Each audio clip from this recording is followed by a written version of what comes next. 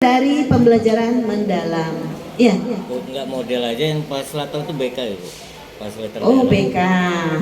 Terus untuk pembelajaran mendalam sudah mumpuni Pak ya, sudah beberapa guru kan? Iya, jadi model, Bu. Kepala sekolah juga Bapak juga ikut kan udah? Bapak sudah ikut PM kepala sekolah? Jadi sudah lengkap Bapak Ibu ya. Jadi gitu.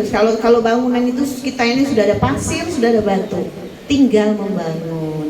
Nah, Bapak Ibu di standar teknik itu saya akan jelaskan mulai dari saya dulu. Kalau pengawas dulu kompetensinya termasuk di dalam standar kan.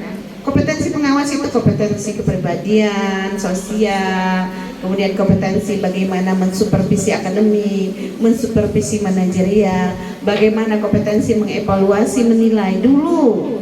Tapi semenjak Oktober 2025 itu harus menggunakan yang ada di Permen 21. Tidak jauh berbeda, cuman di situ ada pembaharuan, ada penyesuaian sehingga apa yang dilakukan teknik itu relevan dengan kebutuhan siswa.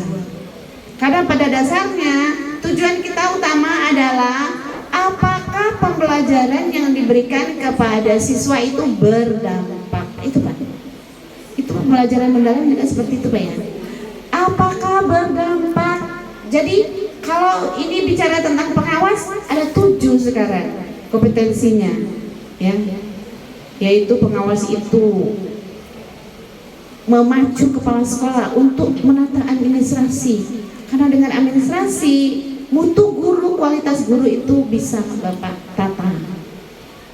Kemudian pengawas harus melakukan refleksi setiap semua tindakan. Tidak hanya membuat kebijakan, tapi refleksikan dan evaluasi. Itu tugas pengawas nanti di Permen 21. Nah, kemudian bagi guru ini yang penting ya. Nah, karena saya pengawas nih harus mendampingi sekolah sehingga gurunya itu melakukan pembelajaran yang berdampak.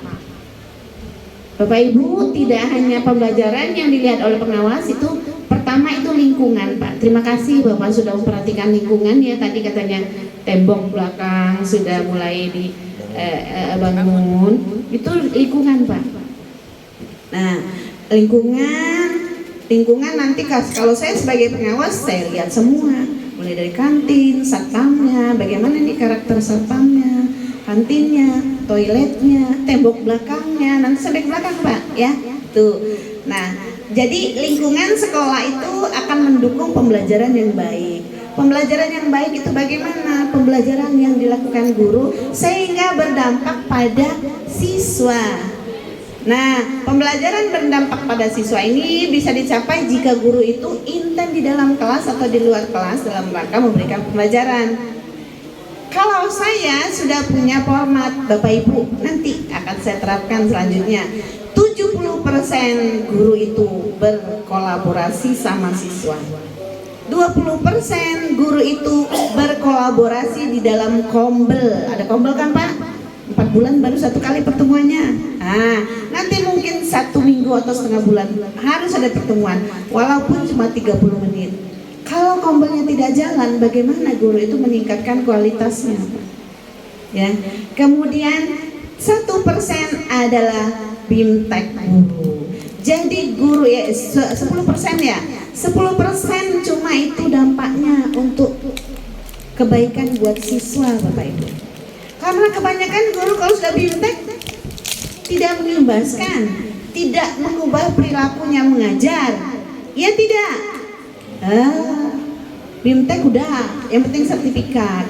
Nah, itu makanya sekarang 10% itu Pak. Yang 70% adalah kegiatan guru mengajar di kelas.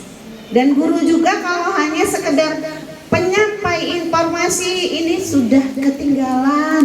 Anak kita itu kalau cuma dikasih informasi, dia tidak akan tertarik sama kita Bapak Ibu. Karena dia punya guru lain banyak. AI, bertanya dia sama AI. Sekarang anak-anak kalau dikasih kisi-kisi sama guru, dia masukkan itu lembar AI yang sudah lembar kisi-kisi yang udah PDF, bertanya, tolong buatkan 50 macam 50 jenis soal pilihan ganda yang materinya ini, kisi-kisinya ini, nanti keluar dalam 2 detik 3 detik. Nah, dibahas nanti sama anak-anak. Jadi gurunya tidak dipakai lagi, Bapak Ibu, ya, karena sudah ada AI. Kemampuannya melebihi dari guru, 50 soal 2 detik jadinya. Jadi guru juga tidak menyampaikan info. Kalau guru cuma ceramah, guru cuma nyuruh muridnya nyalin, cuma nyuruh ngerjain PR terus, capek siswanya, ya. Bakalan nggak ditolak lagi gurunya. Anak sekarang itu Gen Z harus diolah perilakunya seperti memperlakukan Gen Z juga. Google sudah banyak sekarang, Bapak Ibu, anak-anak tinggal tanya. Jadi Bapak Ibu harus mengubah pola mengajar, jangan sampai masih melaksanakan penyampai informasi, tapi sebagai guru yang memberikan konteks kepada siswanya. Contoh ini Bapak Ibu supaya nyambung ya. Misalnya, mungkin guru matematika tahu, X tambah Y sama dengan 11. Nah, kemudian titik, koma. X tambah Y sama dengan 11 ya. X dikurangi Y sama dengan 10. Berapakah X? Kalau menyampaikan ini, soalnya ada di buku Bapak Ibu. Itu namanya konten, isi, info. Itu yang ketinggalan. Nah, bagaimana kalau siswa itu begini? Siswa misalnya mempunyai uang 11.000. Akan dibelikan bakso dan kerupuk. Jadi 11.000 untuk dibelikan bakso dan kerupuk. Nah, sekarang kalau misalnya selisih antara harga bakso dan kerupuk adalah 9.000. Sekarang berapakah harga baksonya? Itu konteks. Karena untuk mencari harga bakso, siswa masuk ke konten tadi. Oh, berarti bakso itu X, ya kan? Kerupuk Y, X tambah Y 11.000. Kemudian X dikurangi Y 9.000. Berarti X-nya berapa? Dapatlah nanti hasil X. Dia mencarinya pakai konten, info, dari buku, dari guru, dari AI, dari mana, tapi konteksnya dapat Bapak Ibu. Anak itu konteks itu Bapak Ibu, seperti itu sekarang anak-anak itu sukanya.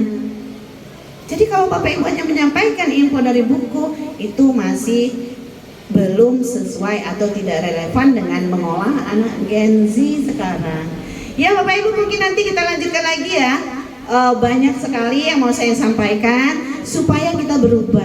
Yang tadi kata Bapak, PPDB kita kok susah betul. Kita harus bersaing. Bapak, persaingan kita itu bukan dengan bersaing mengeluarkan tenaga banyak, promosi ke sana sini. Tapi kita mulai dari dalam.